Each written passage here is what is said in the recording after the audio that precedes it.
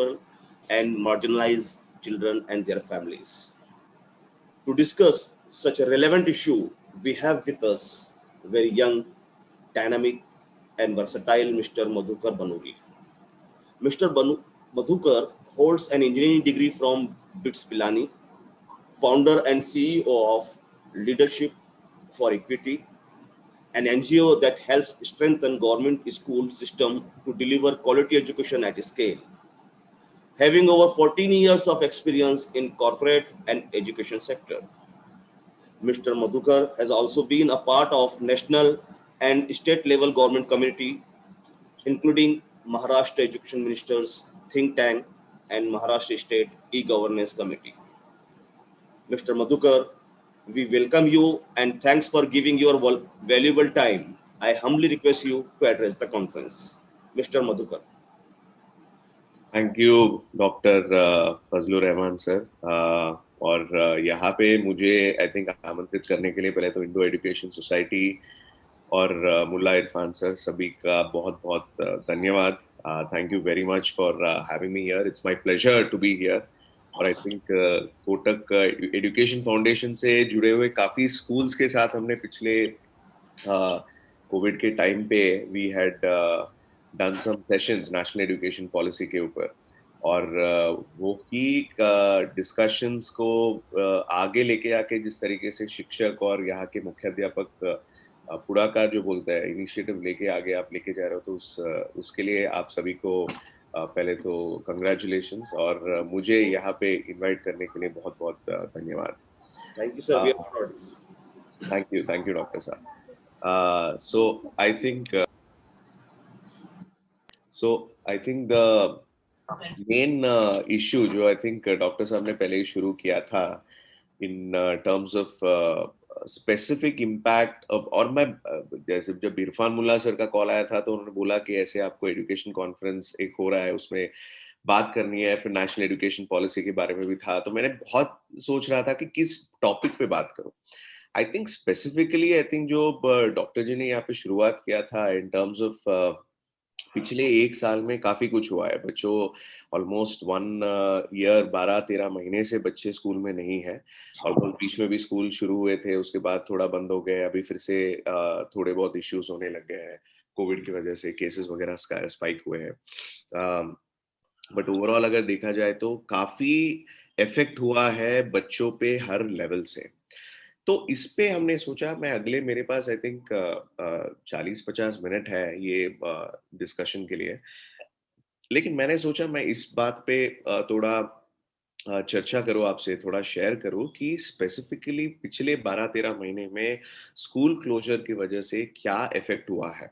और ये हम बहुत जानते हैं क्योंकि आप यहाँ पे बहुत सारे शिक्षक हैं यहाँ पे बहुत सारे मुख्याध्यापक हैं स्कूल्स आप लोग चलाते हो आप बहुत एक्सपीरियंस्ड हो लेकिन दुनिया का रिसर्च क्या बोलता है और स्पेसिफिकली महाराष्ट्र के अंदर जो भी रिसर्च वगैरह हुआ है जो हमने हमारी संस्था ने स्पेसिफिकली काम किया है वो क्या बोलता है. तो उस पर मैंने सोचा थोड़ा बहुत गौर करूं बिकॉज ये बहुत ही इंपॉर्टेंट फैक्ट्स है अपने को क्योंकि आगे किस तरीके का दुनिया रहेगा पिछले 12-13 महीने के इम्पैक्ट से अगले 5-6 महीने में हम सारे शिक्षक हो मुख्याध्यापक हो स्कूल एडमिनिस्ट्रेशन हो या गवर्नमेंट हो किस तरीके से तैयार रहे ताकि अपने बच्चों को हम सपोर्ट कर सके.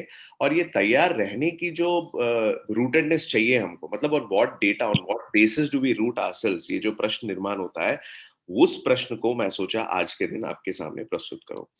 तो मेरे पास एक प्रेजेंटेशन है सो एज टू मतलब अगले आधे घंटे 40 मिनट में और हम इंटरेक्टिव भी रखेंगे तो जो भी प्रश्न वगैरह है आपके साथ प्लीज आपके पास चैट फीचर है तो उसके पास तो आप प्लीज चैट में आपके जो भी क्वेश्चंस वगैरह है तो भी आपके कोई इनपुट्स भी होंगे तो प्लीज आप चैट पे भी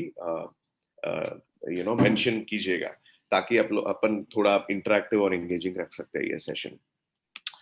तो मैं आज अगले 40-50 मिनट में 2 स्टडीज की यहाँ पे मैं सराहना करना चाहता हूँ. तो एक स्टडी ऐसा है कि जो हमने खुद हमारी संस्था ने किया था 6 जिलों में नासिक पुणे सतारा नगर सोलापुर और अकोला ये 6 जिलों में हम दिसंबर के महीने में हमारा पूरा संस्था फील्ड पे था और फील्ड पे हमने थोड़ा बहुत डेटा हमने कलेक्ट किया था. तो उसके क्या रिसर्च है ये मैं बोलने की आपको कोशिश करूंगा। और दूसरा एक बहुत ही इंटरनेशनल स्टडी है जो हम कोविड के टाइम पे ही हम भाग ले रहे थे। एक 10-12 कंट्री का एक सर्वेक्षण हुआ था पेरेंट एंगेजमेंट पे। मतलब पेरेंट्स को कोविड के टाइम पे लर्निंग के हिसाब से क्या उनके इनपुट्स है, इसके ऊपर एक बहुत बड़ा रिसर्च सर्वे हुआ था 10 कंट्रीज में। और इंडिया में महाराष्ट्र में हुआ था और हिमाचल में हुआ था। महाराष्ट्र में इंडिया का ये रिसर्च पार्टनर हमारी संस्था लीडरशिप फॉर इक्विटी था। तो ये दोनों काफी बड़े इंटरेस्टिंग पर्सपेक्टिव्स नजर आ रहे हैं, तो मैं सोचा आज आपके सामने प्रस्तुत करूं। तो पहला हम देख लेते हैं कि महाराष्ट्र के संबंधित जो हमने रिसर्च किया था दिसंबर में, फरवरी 2021, इनफैक्ट इस महीने हमने ये रिपोर्ट लॉन्च भी किया है। तो मैं रिपोर्ट का लिंक भी आपको भेज दूंगा सभी को, तो आप पढ़ सकते हो उसके बारे में। लेकिन क्या फाइंडिंग्स थे, और ये ऐसे नहीं कि बहुत ही नए फाइंडिंग्स है, ये है फाइंडिंग्स, बट आई थिंक ये जब रियलिटी में आ जाती है कि हमारे खुद के कॉन्टेक्स्ट हैं, खुद के महाराष्ट्र के अंदर ये रियलिटी में आ जाता है, तब अपने को समझ में आ जाएगा कि हाँ ये सच है। तो पहला हम फाइंडिंग देख लेते हैं, और ये सब अपने महाराष्ट्र का एक्चुअल डेटा है। तो आप देखिए कि जब जहाँ पे भी आप हो, बॉम्बे में हो, पुणे में हो, इसको आप एक्स्ट्रापोलेट कर ही सकते हो। तो डिजिटल इनिक्विटी की जो बात जब आ जाती है, मतलब हम सब जानते हैं ऑनलाइन पद्धति में शिक्षण करना ये बहुत सारे दिनों से चल ही रहा है। लेकिन एक्चुअल में जब देखा जाए तो कितने बच्चों के पास, कितने पेरेंट्स के साथ क्या डिजिटल इक्विपमेंट है या नहीं है, that we going to see, and this is all coming from data. तो जितने 6 डिस्ट्रिक्ट्स में हमने सर्वेक्षण किया था, उससे ये पता चला है कि 9 on 10 teachers use WhatsApp for student interaction. इसमें कोई नई बात नहीं है, बट आई थिंक व्हाट्सएप का पेनिट्रेशन शिक्षक 90% यूज करते हैं, दैट इन इटसेल्फ काफी रेवलेशन था। इसीलिए जो जब स्वाध्याय का initiative SCERT government of Maharashtra के थ्रू हमने लॉन्च किया था, अभी ऑलमोस्ट 50 लाख से ज्यादा बच्चे उसमें जुड़े हुए हैं। तो दिस जस्ट प्रूव्स कि सबसे ज्यादा इंटरेक्शन अगर शिक्षक और टीचर स्टूडेंट के बीच में हो रहा है, वो सबसे ज्यादा व्हाट्सएप के द्वारा ही हो रहा है। तो how do we use a simple WhatsApp जिस तरीके का mechanism for promoting education is something that needs to be seen. So 90% शिक्षक वैसे ही इंटरेक्ट कर रहे हैं, ये सर्वे में बता रहे हैं। 7 out of 10 households own a smartphone. Now, I think ये थोड़ा बहुत डिफरेंस हो सकता है, बट ऑन एवरेज अगर देखा जाए तो 70% हाउसहोल्ड्स जो है उनके पास स्मार्टफोन है, राइट। अभी स्मार्टफोन के अंदर डेटा है कि नहीं वो अलग बात है, but I think 7 on 10 70% households के पास स्मार्टफोन है। और ये हमने वो 6 जिलों में काफी दुर्गम भाग, काफी ट्राइबल ब्लॉक्स, ये ऐसे पकड़ पकड़ के हमने सर्वेक्षण किया था। So this is a positive sign कि एटलीस्ट जो स्मार्टफोन पेनिट्रेशन है वो बहुत सारे घरों तक पहुंच रहा है। तीसरा, 5 on 10 parents bought a smartphone for education purpose. मतलब 50% पेरेंट्स जिनको हमने सर्वेक्षण किया था, उनमें उन्होंने एक नया फोन लिया है। और ये काफी स्टोरीज हम सुन रहे हैं कि इधर उधार लेके किया है, नहीं तो घर पे कुछ गाय वाय बेच के लोगों ने स्मार्टफोन खरीदा है बच्चों की पढ़ाई के लिए। तो ये एक्चुअली सच है। 50% ऑलमोस्ट, म्हणजे 50% पालकांनी हे म्हटलं होतं की they have bought a smartphone during this pandemic for their children. So which I think is it's a positive thing, but I think we need to figure out कि अभी भी और बाकी है, right? 80%, 8 on 10 पेरेंट्स, मतलब 80% parents का ये कहना था कि वो चैलेंज करते हैं कंपीटिंग यूज में। इसका मतलब क्या है, मतलब घर में 2 बच्चे हैं और एक ही स्मार्टफोन है, तो हमेशा कुछ ना कुछ झगड़ा होता है। नहीं तो कोई ऐसा है कि वो पेरेंट को बाहर जाना है, बच्चा पढ़ाई कर रहा है तो नहीं कर पाता है, तो वो कंपीटिंग यूज, मतलब फोन का यूज बहुत बार होता है। एक फोन का यूज तो एक्चुअल में घर चलाने के लिए कुछ ना कुछ फोन आते रहते हैं, बट एक पढ़ाई के लिए होता है। अगर 2 बच्चे हैं तो दोनों की पढ़ाई के लिए होता है। तो कभी भी 80% घरों में ऐसा सिचुएशन था कि वो कंपीटिंग यूज के लिए ये हुआ था। और 2 on 10 students have smartphone available during learning time. Now this is the critical thing. 70% लोगों के पास स्मार्टफोन होने के बावजूद भी सिर्फ महाराष्ट्र के अंदर 20%, मतलब सिर्फ 20% बच्चों के पास लर्निंग टाइम के लिए स्मार्टफोन अवेलेबल था। तो this is the most critical, आप अपन सारे शिक्षक है यहाँ पे, मुख्याध्यापक है, this is the most critical thing जो अपने को सोचना पड़ेगा। घर घर में स्मार्टफोन है, इसका मतलब ये नहीं कि बच्चा एक्चुअली उससे पढ़ पा रहा है।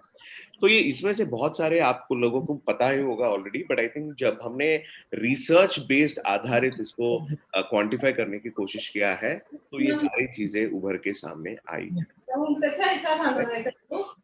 कैन आई रिक्वेस्ट कि सब लोग थोड़ा म्यूट पे जाए, थोड़ा सा डिस्टरबेंस हो रहा है। राइट, दूसरा फाइंडिंग्स क्या था?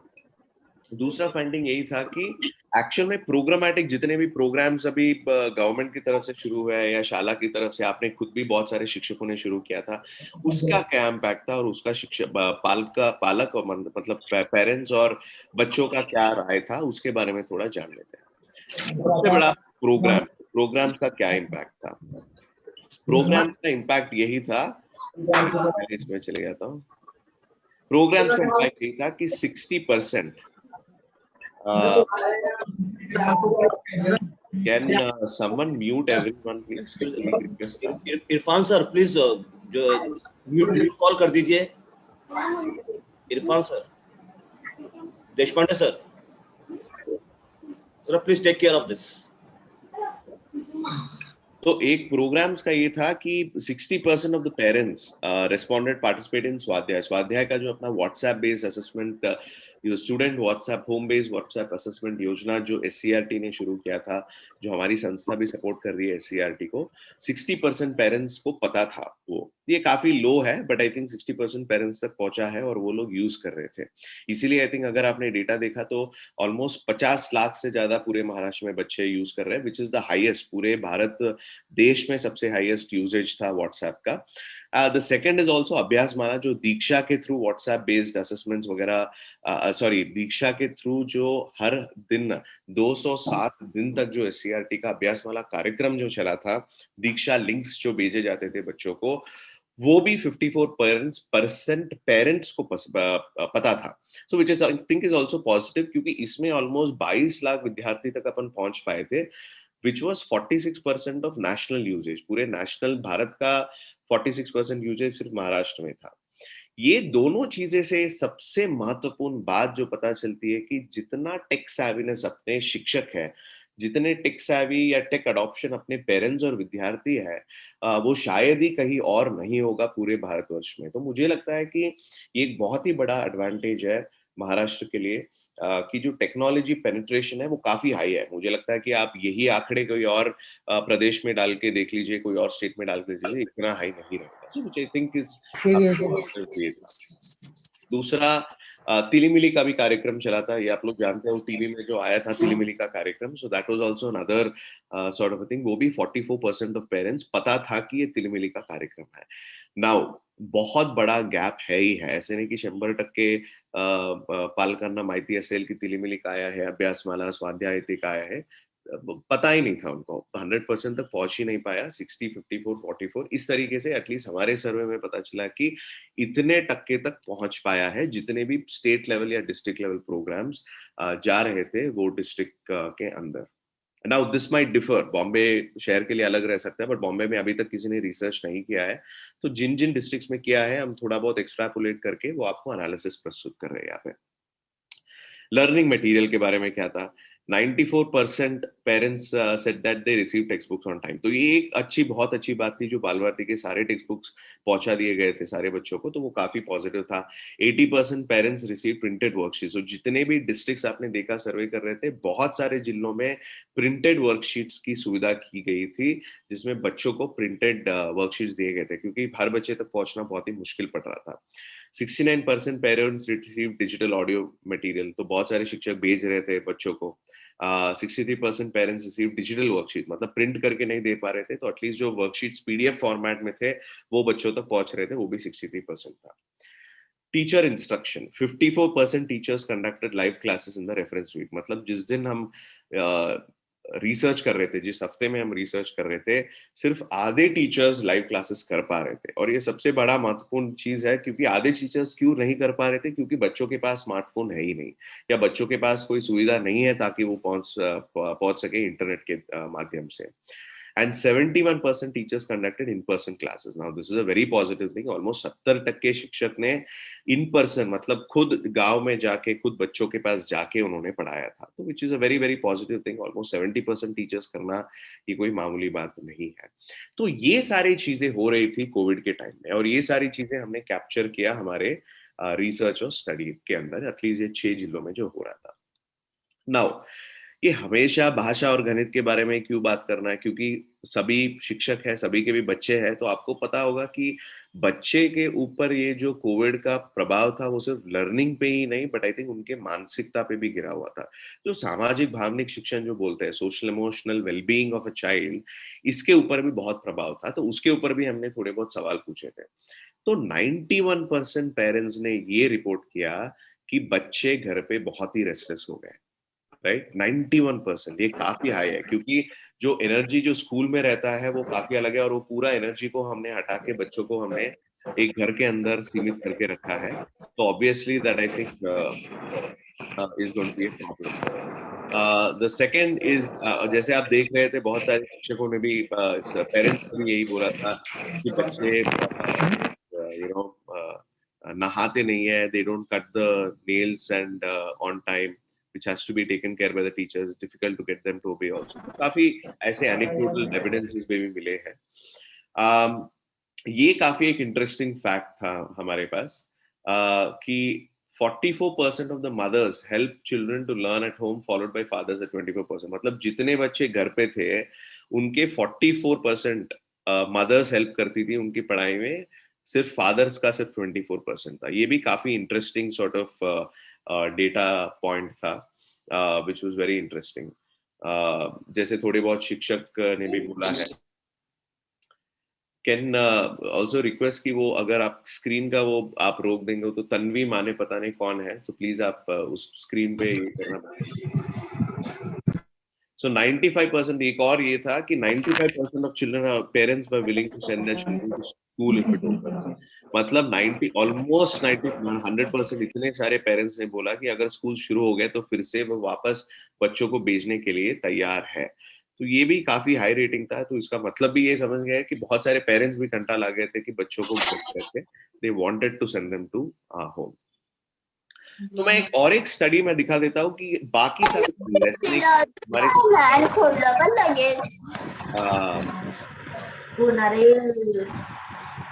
एक इरफान सर, क्या आप को होस्ट वगैरह बना सकते हैं क्या मुझे एक बार?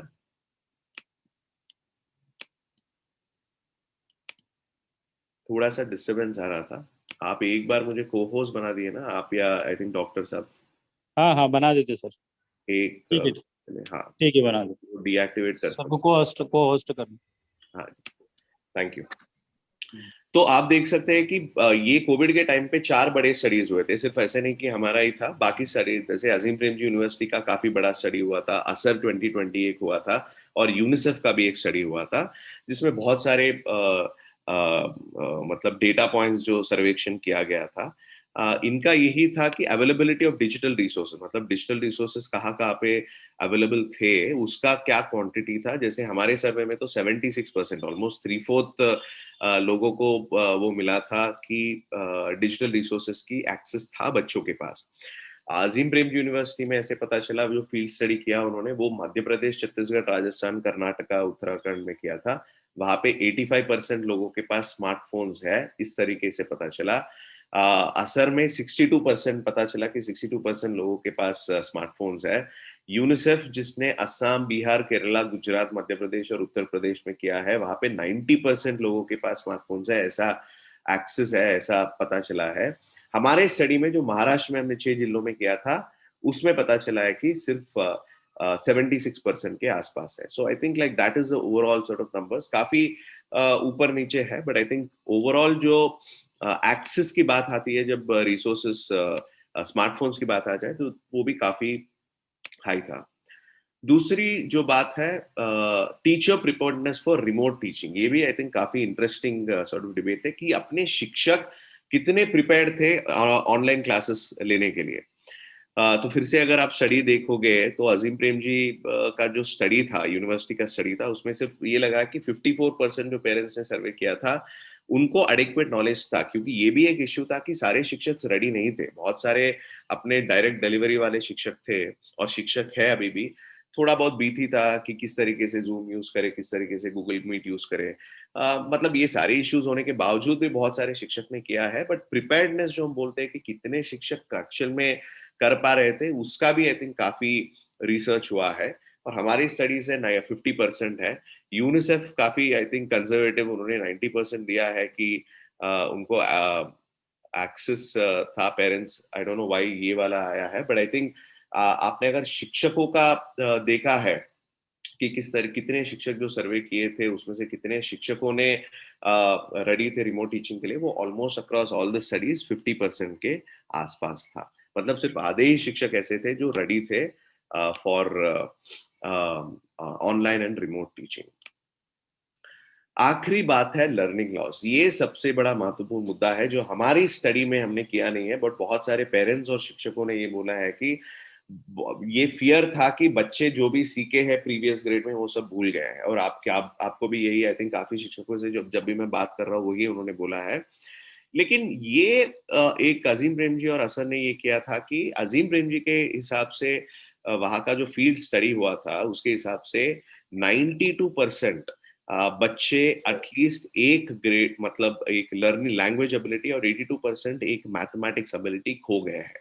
इसका मतलब ये है कि 90% बच्चे अगर उनको एक एडिशन हो या सब्ट्रैक्शन हो, प्लेस वैल्यू हो, ऐसा कोई भी एक स्किल जो बच्चों ने सीखा होगा प्रीवियस ग्रेड में, कम से कम 82% बच्चे उसको भूल गए हैं।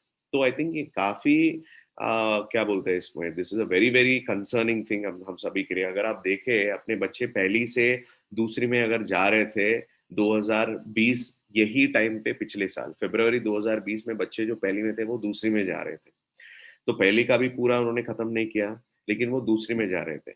अब बच्चे दूसरी से तीसरी में जा रहे हैं, तो जून में वो जो तीसरी का बच्चा है उसको नेसेसरीली पहली के स्किल्स पे ही वो रहेगा। आप समझ रहे हो मेरी बात? तो बच्चा कम से कम 1.5 से 2 साल पीछे है लर्निंग लॉस में। ये सबसे सबसे डरावनी चीज है जो हम सभी को, मुझे लगता है कि we have to focus on.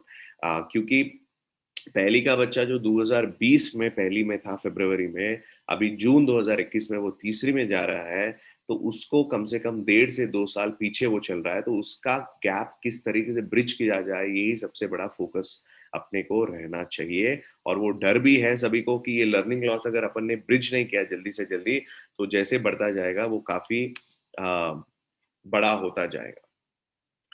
और जो सर्वे हमने किया था उसमें बहुत सारी चीजें भी पता चली है कि किस तरीके से बच्चे क्या बोल रहे हैं, क्या क्या चीजें हैं, क्या अड़चन है शिक्षकों के, पेरेंट्स के, बच्चों के।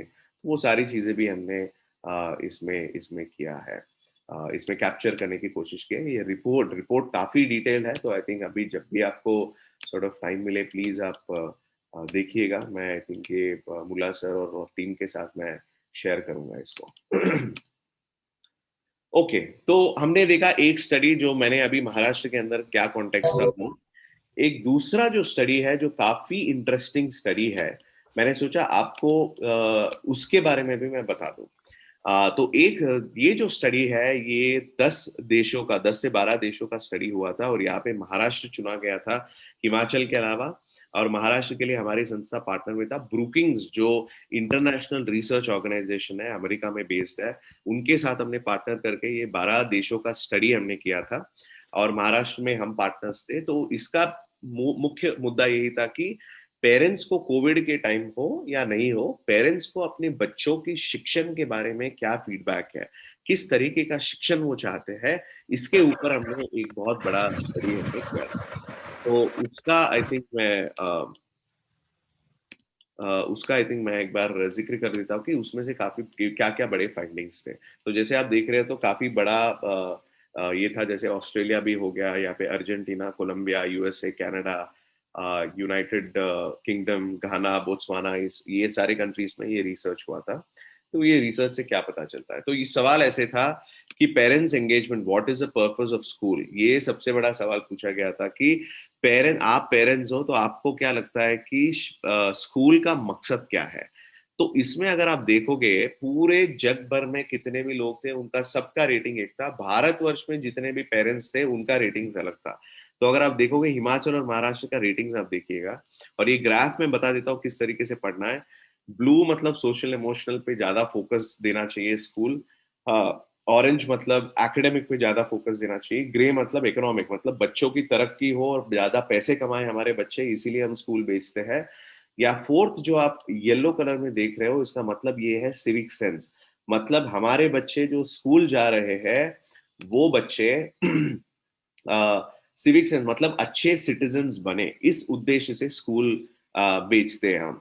अगर आपने देखा तो हिमाचल और महाराष्ट्र दोनों ट्रेंड्स एक ही थे, लेकिन पूरे भारत का जो ट्रेंड था सबसे ज्यादा पेरेंट्स ने हमारे बच्चे अच्छे सिटीजन्स बने, अच्छे नागरिक बने, इसीलिए स्कूल एग्जिस्ट करता है, ये संदेश दिया है सारे पेरेंट्स ने। कंपेयर टू अगर आपने कोई भी देश का उठा लो, आपके आपके सामने ग्राफ दिख रहा है, बहुत सारे लोगों ने बोला है स्कूल इसीलिए होते हैं ताकि हमारे बच्चे और कमा सके, स्कूल इसीलिए होते हैं ताकि और पढ़ के और बड़ा बन सके, सोशल इमोशनल पे काफी फोकस दिया है। लेकिन सिर्फ एक भारत ऐसे एक देश था जिसमें सारे पेरेंट्स ने, ऑलमोस्ट 45% पेरेंट्स ने यहाँ पे बोला है कि हम स्कूल इसीलिए भेजते हैं क्योंकि हमारे बच्चे अच्छे नागरिक बने। So that was very very different, काफी अलग था। सिर्फ भारत का देश, पूरे दुनिया को अगर हमने कंपेयर किया तो ये काफी इंटरेस्टिंग, मैं सोचा आपको आपके साथ ये शेयर करूं क्यों ये आई थिंक ये स्टैंड आउट हुआ है।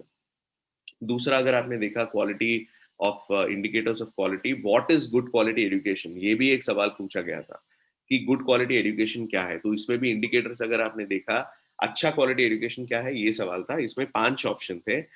स्कूल एंजॉय करना, स्टैंडर्डाइज टेस्ट मतलब 10वीं 12वीं या कोई एंट्रेंस एग्जाम हो उसमें अच्छे स्कोर्स मिलना, अचीविंग अबाउ ग्रेड लेवल, उसके लिए मतलब अच्छा क्वालिटी एजुकेशन वो होता है, एक्स्ट्रा करिकुलर एक्टिविटी में पार्टिसिपेट करना होता है, या सेकेंडरी पोस्ट सेकेंडरी एजुकेशन मतलब 12वीं के बाद का जो शिक्षण है, कॉलेज का शिक्षण है, उसके लिए अच्छा क्वालिटी एजुकेशन चाहिए। अगर आपने देखा यहाँ पे तो सबसे ज्यादा 33 यहाँ पे गेटिंग गुड स्टैंडर्डाइज टेस्ट, मतलब स्टैंडर्डाइज टेस्ट पे अच्छे स्कोर मिलना, मतलब पेरेंट्स को अभी भी 10वीं 12वीं में अच्छे मार्क्स आना काफी इंपॉर्टेंट है और काफी मायने रखता है। इसीलिए आई थिंक वो 10वीं का अभी जैसे जिस तरीके से बहुत सारे पेरेंट्स अभी भी बहुत टेंशन में है 10वीं और 12वीं के एग्जाम्स कैसे होंगे, अभी भी आई थिंक पेरेंट्स के दिमाग में वो है बड़ी चीज, स्टैंडर्डाइज टेस्ट में मेरा बच्चा स्कोर करे अच्छी तरीके से, so that is still like a big big thing.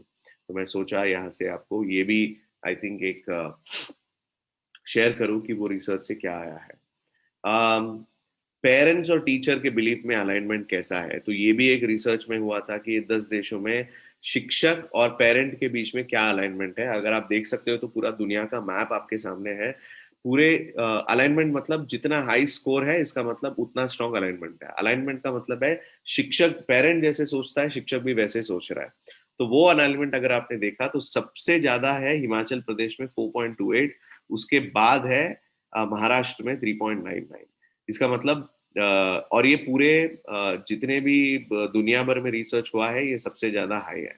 इसका मतलब ये है कि हमारी सोसाइटी एक ऐसी सोसाइटी है जिसमें जिस तरीके से पेरेंट सोचता है उसी तरीके से शिक्षक भी सोचता है। तो I think it's a very very good positive, positive है नहीं है पता नहीं है, बट आई थिंक अलाइनमेंट तो है, ये मैं बोलने की कोशिश कर रहा हूँ कि एटलीस्ट अलाइनमेंट है। अगर आपने देखा कनाडा हो, यूएस हो, या यूएस साउथ वेस्ट पेंसिल्वेनिया में आपने देखा तो वहाँ पे 3.5 के आसपास है, अपने रेटिंग जो है काफी हाई है।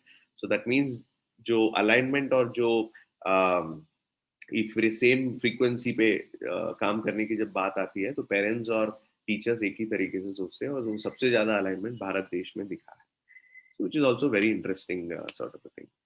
तो चलो ये सब बात करने का उपयोग क्या है, तो ये मैं इसीलिए मैं शेयर करना चाहता था कि अब अगले फ्यूचर कैसे दिखेगा अपने को, अगले सारे यहाँ पे शिक्षक और मुख्याध्यापक भी है, अपने को किस चीजों पे फोकस करना पड़ेगा स्कूल्स के आधार पे, और लोकल गवर्नमेंट्स मतलब जितने भी गवर्नमेंट जिला परिषद हो, म्युनिसिपल कॉर्पोरेशन हो, या आपके प्राइवेट एडेड स्कूल्स मैनेजमेंट्स भी हो, हम सभी को मिलके किस तरीके से बच्चों को सपोर्ट करना पड़ेगा अगले थोड़े दिनों में। इस पे मुझे लगता है मैं मेरा आखिरी स्लाइड है ये, मैं इसके बाद मैं यहाँ पे क्लोज करके मैं थोड़े बहुत प्रश्नोत्तर लूंगा। लेकिन ये काफी इंपॉर्टेंट है कि हम किस चीजों पे फोकस करें। तो सबसे पहली बात ये है कि सारे स्कूल्स और लोकल गवर्नमेंट्स और प्राइवेट स्कूल मैनेजमेंट सभी को फैमिलीज के साथ चाइल्ड लर्निंग और वेलबीइंग पे कोलैबोरेट करना इम्पोर्टेंट है।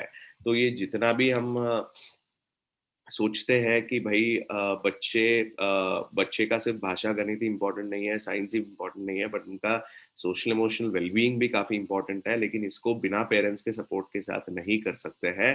तो किस तरीके से पेरेंट्स को लर्निंग में भी उनको भागीदार, लाइक पेरेंट्स एज को एडुकेटर्स का जो कॉन्सेप्ट है, हम उनको उनको साथ लेके किस तरीके से बच्चों का लर्निंग और वेलबीइंग हम इम्प्रूव कर पाए, ये आई थिंक मुझे लगता है कि सबसे बड़ा महत्वपूर्ण पॉइंट है सारे शिक्षकों के लिए, school administrators, private school managements हो या लोकल गवर्नमेंट हो, म्युनिसिपल कॉर्पोरेशन हो या जिला परिषद हो, सभी को इस पे फोकस करना चाहिए। क्योंकि अभी जैसे कोविड केसेस बढ़ रहे हैं, अपने को पता नहीं कितने दिन और ये बंद में रहेंगे। जितने भी दिन बंद हो या खुले हुए हो, पेरेंट्स को अपने को एजुकेशन के अंदर शामिल करना ही पड़ेगा as collaborators, as co educators. So this is one of the most important. और ये पूरे दुनिया का रिसर्च ने अगर कोविड के काल में कुछ हमको सिखाया है तो यही है कि पेरेंट्स को आप सहभाग कैसे कर सकते हो, नॉट सुपरफिशियली बट लर्निंग के लिए सहभाग कैसे कर सकते हो। तो आई थिंक वो मुझे लगता है कि सबसे बड़ा चीज है।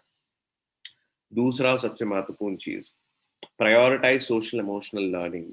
और ये मेरा सबसे सबसे दरख्वास्त है कि सिर्फ आप भाषा, गणित, मैथमेटिक्स, इंग्लिश, इन चीज़ों पे ना फोकस करते हुए बच्चों के वेलबीइंग पे भी फोकस कर लीजिएगा। तो किस तरीके से, अब जैसे अभी ये कोविड का टाइम है, जब लॉकडाउन के टाइम पे हम कितना फियर था, कितना डर था, ये सारी चीज़ें एज अडल्ट हम तो बोल पाते थे, पर बच्चे नॉट नेसेसरली इतना शेयर कर पाते हैं। लेकिन उनको मौका मिला है क्या? जिस तरीके से उनको धक्का मिला था एक बार, स्कूल सारे बंद हो गए, बहुत सारे लोग प्रोसेस भी नहीं कर पाए कि क्या हो रहा था। तो आई थिंक ये सब करने के लिए अपने को उनको टाइम देना चाहिए। तो जब बच्चे स्कूल में वापस आएंगे तो उनके साथ क्या क्या क्या चीजें हम डिस्कस करना चाहते हैं, तो ये सारी चीजों के बारे में अपने को फोकस करना पड़ेगा। But at the same time learning loss काफी हुआ है। जैसे हमने देखा है अजीम प्रेमजी यूनिवर्सिटी के रिसर्च में 80 से 90% बच्चों ने जो सीखे थे प्रीवियस ग्रेड में वो भूल गए हैं। अगर वो भूल गए हैं तो उनको जल्द से जल्द, जैसे ही जून में अगर स्कूल खुलते हैं तो जून ऐसा एक रेमेडियल प्रोग्राम कर सकते हैं क्या, जिसमें जो भी बेयर मिनिमम फाउंडेशनल लर्निंग, जो मूलभूत साक्षरता और संख्या ज्ञान की बात हम करते हैं, फाउंडेशनल लिटरेसी न्यूमरेसी, उस पे ज्यादा बल दे सकते हैं क्या? इस पे आई थिंक सारे लोगों को गौर करना चाहिए और वो प्रायोरिटाइज करना चाहिए। तीसरी बात, philanthropy and government to urgently bridge digital divide. This we know it very well. अभी भी जैसे हमने देखा है कि बहुत सारे बच्चों के पास डिजिटल इक्विपमेंट है ही नहीं। अगर पूरे भारत देश में पूरे वर्ष में कभी ऐसा एक टाइम है कि डिजिटल डिवाइस या डिजिटल डिवाइड जो है, मतलब अमीर गरीब के बीच में हो, ट्राइबल रूरल के बीच में हो, ट्राइबल अर्बन के बीच में हो, जितने बच्चों के पास नहीं है जो भी डिजिटल इक्विपमेंट, यही हमारे पास मौका है गवर्नमेंट्स को पुश करने का। फिलैंथ्रोपी, सीएसआर जिनको पुश करना है, जो डोनेशन दे रहे हैं, जितना हो सके हर बच्चे के हाथ में एक डिजिटल डिवाइस दे सके जो पढ़ाई के लिए यूज करे, ये हम सभी को फोकस करना पड़ेगा। 2 करोड़ बच्चे हैं महाराष्ट्र के अंदर, और सभी को हमने, हर बच्चे को अगर एक डिवाइस दे दिया ताकि वो पढ़ सके, that I think is going to be बहुत ही मतलब न्याय देने वाली बात है ये। क्योंकि डिजिटल डिवाइड काफी जेन्युइन इश्यू है, क्योंकि हर बच्चे के पास होता नहीं है। जिसके माँ बाप के पास पैसे हैं सिर्फ उसी के पास होता है। और एजुकेशन एक राइट है, and this is not suppose to be. और ये 2021 है, अगर हर बच्चों को अगर हम एजुकेशन नहीं दे पाए तो इतना बड़ा देश होके क्या फायदा है। तो मुझे लगता है कि ये सब लोगों को मिलके कलेक्टिवली ये जो डिवाइड एग्जिस्ट करता है, वो मुझे लगता है कि वो अपने को ब्रिज करना चाहिए।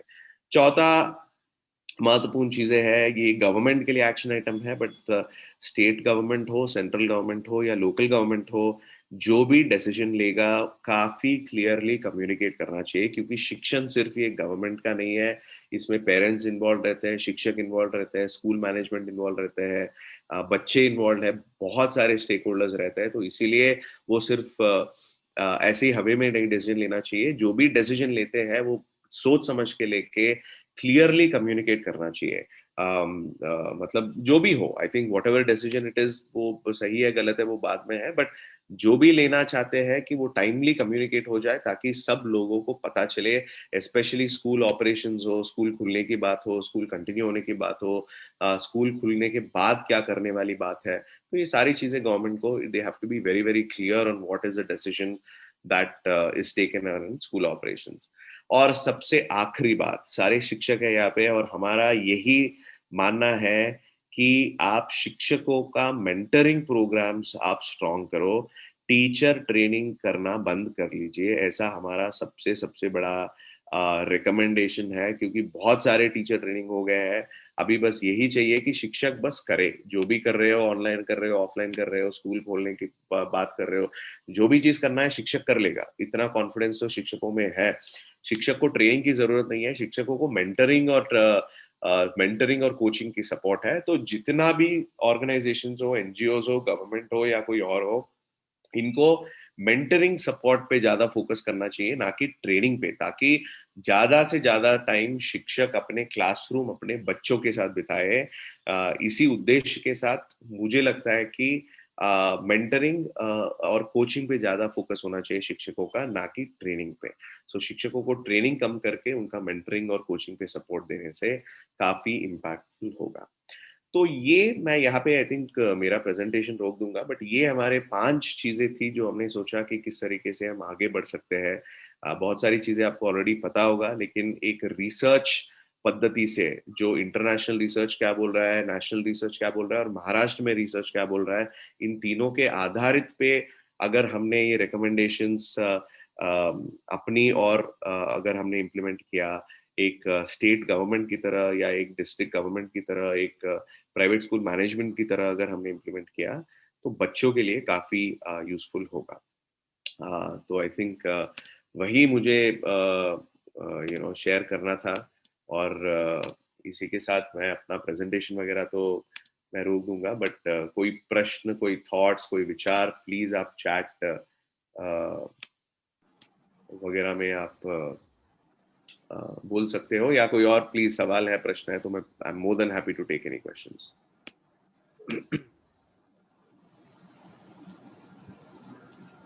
थैंक यू मधुकर सर, आपका जो है प्रेजेंटेशन जो है बहुत ही फैक्ट बेस्ड प्रेजेंटेशन था।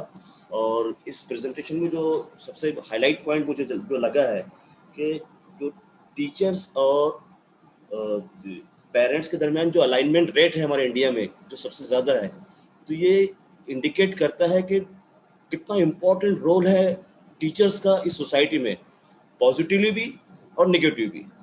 वन वे और अदर हर चीज़ का जिम्मेदार ज़्यादातर जो है ना, मैं समझता हूँ इस रिसर्च से साबित होता है कि टीचर्स का जो है ना रोल अच्छे में। अगर हमारी सोसाइटी अच्छी है तो टीचर्स का रोल अच्छा है, अगर सोसाइटी ख़राब है तो अदर वे भी देखना चाहिए हमें इसके अंदर से।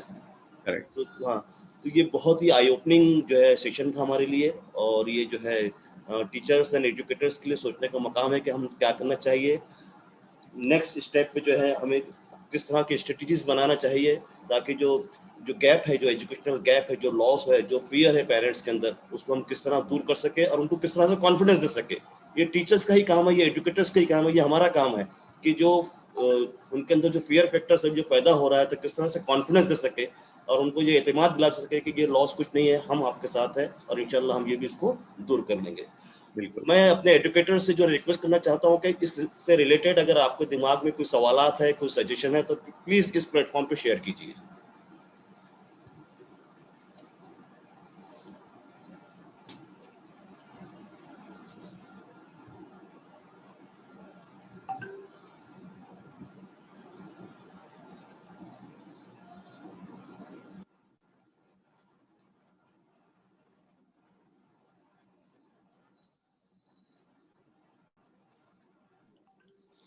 ये लर्निंग लॉस पे स्पेसिफिकली आई थिंक मेरा एक सबसे बड़ा सेशन, क्योंकि आप सारे नेटवर्क ऑफ स्कूल्स हो और आपके साथ आई थिंक कोटक जैसा एक बड़ा फाउंडेशन भी जुड़ा हुआ है। स्पेसिफिकली आई थिंक जब स्कूल्स खुलेंगे 1 से 5वीं तक, एक तो हम लोग अभी गवर्नमेंट के साथ प्लान कर रहे हैं सीआरटी के साथ कि एक ऐसा कॉमन करिकुलम बनाया जाए जो फाउंडेशनल स्किल्स पे फोकस करता है। जैसे आई थिंक बेसिकली अगर मैथमेटिक्स आपने देख लिया तो उसमें एडिशन सब्ट्रैक्शन हो गया, मल्टीप्लिकेशन हो गया, place value identification, number identification, ऐसे if you are able to list down some 5 or 7 skills, और पहली से 5वीं का हर बच्चा पहले 120 दिन या 100 दिन का एक कार्यक्रम में सिर्फ यही अंडरगो करे, then I think it will be much more beneficial. इस तरीके से काफी सजेशंस हो रहे हैं गवर्नमेंट के साथ, और government is seriously looking into it. तो मेरा यही सजेशन है कि गवर्नमेंट को बोलने की जरूरत नहीं पड़नी चाहिए, ये तो बेसिक आई थिंक हर कोई स्कूल कर सकता है। तो आई थिंक बिल्कुल स्कूल लेवल पे किया जा सकता है। ये द मस्ट नो फैक्टर्स को जो है ना देख के, जो जिस क्लास में जो है तो उसको जो गैप है उसको ब्रिज कर सकते हैं, हम इजीली ब्रिज कर सकते हैं। एब्सोल्युटली स्कूल अपनी जो रियलिटीज के साथ एकेडमिक जो है ना ऑडिट करे और किस सिचुएशन में है वो, और उस सिचुएशन से किस तरह से जो है ना हम उसको सॉल्व कर सकते हैं। बिल्कुल रिसर्च बेस्ड जो है ना अगर करें तो ये बहुत आसानी के साथ और बहुत अच्छे से हम इसको ये जो इसको ब्रिज कर सकते हैं। एब्सोल्युटली मधुकर सर जो है ना आपका बहुत ही आई ओपनिंग और बहुत ही फैक्चुअल और जो रिलेटेड जो है जो इश्यूज है आज के, उसने आपने जो है ना बहुत सी चीजों को ये जो है ना 45 मिनट के अंदर कवर अप किया है। ये एक ऐसा सेशन है जो मैं बिलीव करता हूँ कि इस पे जो है ना एट लेंथ 1 दिन 2 दिन 3 दिन कंप्लीटली बहुत ही अच्छे से डिस्कशन करके इसको वर्कशॉप होना चाहिए। जैसे मेंटरिंग जो है ताकि टीचर्स के दरमियान, एजुकेटर्स के दरमियान, मैनेजमेंट के दरमियान क्लियरिटी आ जाए कि हम कहाँ खड़े हैं और हमें कहाँ जाना है और वो रास्ता कौन सा होगा पहुंचने के लिए। तो ये अगर पॉइंट्स क्लियर हो जाए तो नो वंडर हम लोग कुछ भी कर सकते हैं, हम कुछ भी कर सकते हैं।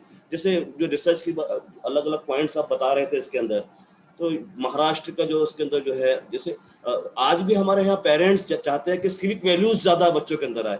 कितनी बड़ी बात है ये, कितनी बड़ी बात है। हम यूरोप में देखते हैं, हम अमेरिका की तरफ देखते हैं, हम कनाडा की तरफ देखते हैं, लेकिन वो क्या हासिल कर रहे हैं और क्या खो रहे हैं, और हम क्या हासिल करना चाह रहे हैं और हमारे पास क्या है। हमारे पास सबसे ज्यादा वैल्यूज है आज, और आज भी हम हमारे पेरेंट्स को इम्पोर्टेंस देते थे कि इन फैक्टर्स को और इस माइंडसेट को कैच करके मेरा ख्याल हमारे एजुकेटर्स की जो बहुत बड़ी जिम्मेदारी है कि हम अपने देश को बहुत अच्छी सिमत में और बहुत आगे ले जा सकते हैं। हमारे फ्यूचर जनरेशन को जो है ना बहुत अच्छे से हम गाइड कर सकते हैं। The problem is the clarity. Right ये हमारे पास काम करने की विल नहीं है, ऐसा नहीं है। हमारे पास मेरे ख्याल क्लैरिटी नहीं है हम क्या कर रहे हैं। वी आर जस्ट जो मैं क्या बोलते हैं बीटिंग अराउंड द बुश जो है। अगर हमें एक डायरेक्शन, एक प्रॉपर रोड मैप और सही डायरेक्शन मिल जाए तो we can do wonders. Absolutely बिल्कुल। खान सर, मुझे लगता है कि आपकी तरफ से एक दो सवाल आना चाहिए, कुछ तो कोई जी। कुछ खान पूछ सर, रहा था सर। हाँ खान सर मैं एक सवाल पूछना चाहता हूँ। हाँ जी। हाँ सर, सर कुछ पेरेंट्स का कुछ ऐसा कहना आता है, एज ए टीचर मैं जब देखता हूँ तो, कि इस पैंडेमिक की वजह से हमारे बच्चों का ये पूरा साल 1.5 साल खराब हो गया है। मतलब उनके स्किल्स डेवलप नहीं हो रहे हैं, उनको एकेडमिकली सपोर्ट नहीं मिल रहा है। तो ये ऐसे पेरेंट्स को आप क्या कहना चाहोगे? नहीं, वो तो मतलब देखो वो तो कॉमन है ही है, क्योंकि जितना इफेक्टिव वे में सारे शिक्षक डिलीवर कर रहे थे पहले, face to face way is very effective, और ये सब जानते हैं। जितना भी हम सोचते हैं कि चलो ऑनलाइन पद्धति में हमने किए थे, हम सभी शिक्षक थे, मैं भी शिक्षक था, मैं खुद तीसरी और चौथी पढ़ा रहा था गवर्नमेंट स्कूल में यहाँ पे। तो मुझे भी पता है कि जितना, जैसे अभी अभी मैं यहाँ पे ये सेशन कर रहा हूँ, मुझे 100% पता है कि अगर मैं सबके सामने अगर फिजिकल रूप में मैं करता तो काफी इफेक्टिव रहता। तो end of the day parents को भी पता है, उनको भी पता है कि ये ऑनलाइन एजुकेशन वगैरह से जितना फोकस उन बच्चों तक होना चाहिए वो नहीं होता है। तो आई थिंक यही अपने को बस पेरेंट्स को सच बोलना चाहिए, जो है वो है, जो नहीं है वो नहीं है। आई थिंक पेरेंट्स तभी पुशबैक करते हैं जब हम जो नहीं है वो है ये बोलते हैं ना, तब उनको प्रॉब्लम होता है। तो आई थिंक जो है वो है। अभी जो नहीं, अगर इस साल में पूरा बच्चे नहीं पढ़ पाए वो सच है, वो सिर्फ आप नहीं बोल रहे हो, आप कितना भी बढ़िया शिक्षक हो, पूरा रिसर्च ही बोल रहा है कि वो नहीं है। ऐसे नहीं है। तो अभी रिसेंटली एक यूरोप कमीशन का एक ये भी प्रेजेंट हुआ था रिसर्च पेपर, मैं वो भी शेयर करूंगा आपसे। उसमें प्रूवन है कि ऑनलाइन शिक्षण इफेक्टिव नहीं है। ये प्रूव हुआ है, ये सिद्ध हुआ है। तो अगर वो सिद्ध हुआ है, इसका मतलब जो बच्चा पहले स्कूल आके जो सीखता था वो इतना नहीं सीख पा रहा है। तो ठीक है, 1 साल ये गया है, लेकिन जैसे ही स्कूल खुलेंगे आपको बस ये आश्वासन देना है पेरेंट को कि ठीक है, ये 1 साल तो गया, जो भी नहीं सीख पाया नहीं सीख पाया, आप टेंशन मत लीजिए। जब वापस आ जाएगा, जो 1.5 साल 2 साल में सीखना था वो मैं 1 साल में करके दिखाऊंगा, ये मेरा शिक्षक के रूप में आश्वासन है। ये अगर आपने कॉन्फिडेंस दिया तो पेरेंट फिर टेंशन ही नहीं लेगा, उसने फीस भरा नहीं भरा, ये सब तो बाहर की बात है। एंड ऑफ द डे क्या है, हर पेरेंट को अपने बच्चे सीखे, ये आई थिंक उनको सबसे बड़ा ये लगता है। तो आई थिंक वो आश्वासन आप दीजिए, वो कॉन्फिडेंस आप दीजिए, और जो सच है वो आप बता देंगे ना, हर पेरेंट अप्रिशिएट करे। आप खुद पेरेंट्स हो तो आपको तो पता है, जब शिक्षक ने बोला जो सच है सच है, आपको खुद कॉन्फिडेंस उसी में आ जाएगा। Thank you very much sir, thank you very much.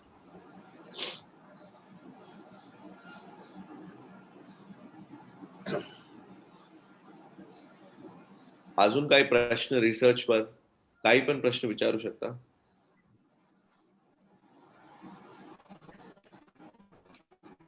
कोणी विचारताय पण सर तुमचा म्यूट वर आहे. हा माहित नाही कोण आहे ते. Hello sir. हो, काले सर बोला. सर याचा ऑनलाईन शिक्षणाचा किमान 30-35% बेनिफिट झालेला आहे असं मला वाटतं. हो, डेफिनेटली बेनिफिट झालेला आहे. मी नाही म्हणत आहे की एकदम 0% आहे, बेनिफिट आहे. पण स्पेसिफिकली जे मुलांना आपल्याला ऑलमोस्ट वन ऑन वन हे केअर करायचे असेल आणि त्यांना फोकस्ड वे पद्धतीमध्ये आपल्याला शिकवायचे असेल, ते नाही झालं ना, ते होऊ शकतच नाही. तर मेरा बैठना ऐसा होता है कि 0% ये ऐसा नहीं है, जैसे तुम्ही म्हणत होता 30-35%, अगर अपन ने फेस टू फेस किया होता ये 30-35 होता ही नहीं ना. अपन बोलते हैं कि 100% मुलांपर्यंत मी पोहोचले. तर वो जो 30-35% है ना, वहां पे इश्यू नहीं है. जो 30-35% बच्चे हैं वो करना है तो वैसे भी कर लेंगे, शिक्षक भी नहीं है तो भी कर लेंगे. प्रॉब्लम अपना ये है कि अपने को जो बॉटम 60% है उनको अपने को सपोर्ट करना है. Yes, वो yes. अपना कार्य है कि जो स्मार्ट बच्चे हैं उनको जरूरत ही नहीं है, वो घर बैठे बैठे कर लेगा. वो क्लास में भी ऐसे बच्चे होंगे जो शरारती करते करते भी सीख के नंबर 1 आ जाते हैं, तो उनका अपना फोकस नहीं है. वो तो वैसे भी born they are doing that. We need to focus on the poorest of poor. We need to focus on the struggling children. इनको सपोर्ट कैसे करें वो अपना. और वो थोड़े बहुत बच्चे ऐसे होते हैं कि जो जेन्युइनली इंटरेस्ट नहीं रहता है, लेकिन हमारे सामने वो वन ऑन वन अटेंशन देने से वो कर लेते हैं, तो वो बच्चे का इश्यूज रहता है. तो अपने को वो डेफिनेटली अभी जैसे कोई चारा ही नहीं था, इसीलिए हमको ऑनलाइन करना पड़ा. कुछ कोई चारा ही नहीं था, घर जा ही नहीं पा रहे थे, लॉकडाउन था, तो ये सारे इश्यूज थे. लेकिन स्लोली अपने को वो बाहर आके जल्द से जल्द आई थिंक अपने को स्कूल शुरू करना चाहिए. तो ऐसा मेरा मानना है. चैलेंज में भी चांस मिला है, कुछ तो कर सकते हैं इसमें. बिलकुल बिलकुल, कुछ तो कर सकते हैं और हमने किया भी. इसीलिए मैं बोल रहा हूँ, जय असो, दीक्षा असो, ते 50 लाख पर्यंत आपण पोहोचलो. पण आपल्याकडे इथे 2 करोड मुलं आहेत. ते 50 lakh is still 25%. Right. That is the issue. That is the issue. And we need to think of all children, क्योंकि as educators we cannot say कि हमारा सिर्फ ये बच्चे. अभी वो तो यही हो गया ना, तो जिसके पास टैबलेट है उसी को हम पढ़ाएंगे, ये तो नहीं है. अपने को अपना एज अ शिक्षक अपन ने ये ठान लिया है कि हर बच्चे, जो भी बच्चा मेरे साथ है, हर बच्चे को मैं पढ़ाऊंगा. That is our goal. That is what we have committed ourselves as teachers. Yes sir, yes, yes sir. Thank you sir. Thank you, thank you. So thank you, Mr. Madhukar, for your eye-opening and thought-provoking session. Now we move to the Thank you, Dr. Dear educators, today we spend more time on leisure than on anything else. An average human being spends in his entire life more time on leisure than on anything else. Education for leisure activities is therefore necessary, and to address such an important aspect of education, today we have with us Mr. Raj Shankar Das, a nature conservationist